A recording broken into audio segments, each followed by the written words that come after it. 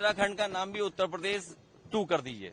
बहुत सारी जगहों के नाम मध्य प्रदेश उत्तर प्रदेश का नाम भी उससे जोड़ दीजिए उत्तराखंड का। बिल लेकर के आ रही है भारतीय जनता पार्टी का इतिहास। जिस तरह के फैसले लिए अगर हम देखें, उससे कहीं न कहीं जो परिणाम भारतीय जनता पार्टी चाहती थी वो नहीं आए। भारतीय जनता पार्टी का हर फैसला वोट के लिए, अपने लोगों को खुश करने के लिए। ये वक्फ बिल के खिलाफ समाजवादी पार्टी है, पहले भी थी, आगे भी रहेगी। जिस तरह के संशोधन भारतीय जनता पार्टी कर रही है, वो पूरा कंट्रोल अपने पास चाहते हैं।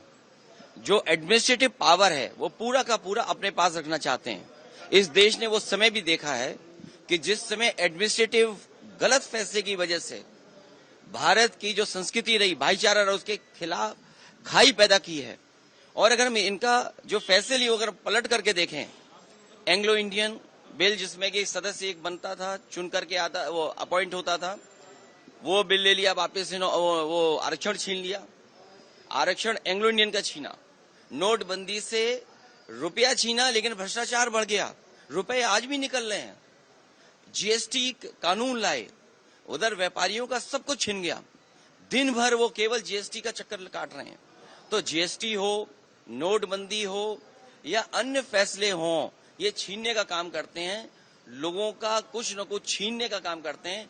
वक्फ के माध्यम से ये कहीं न कहीं संदेश ये देना चाहते हैं कि अपना वोट बैंक ठीक कर लें, क्योंकि नौकरी दी नहीं, रोजगार दिया नहीं, किसान की आय दोगुनी हुई नहीं, तो इनका वोटर भी इनसे नाराज है। देखिए, जिस वोटर को ये तुष्टीकरण कहते थे, हम लोग तुष्टीकरण कर रहे हैं, क्या ये तुष्टीकरण नहीं दे रहे हैं? कर रहे हैं किट बांट करके।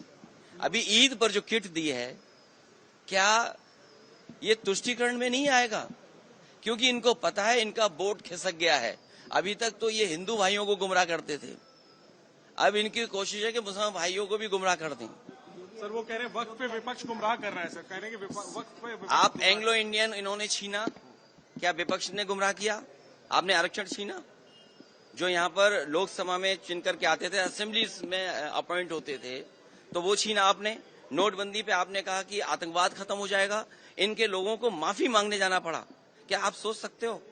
फौज के गलत फैसले की वजह से, हालांकि नई बात बनती ये कहने की है, लेकिन फिर भी कह रहे हैं, एक घटना ऐसी हुई जिसमें इनको माफी मांगनी पड़ी है फौज के बड़े अधिकारी को जाकर के, जो गलत एनकाउंटर हुआ था।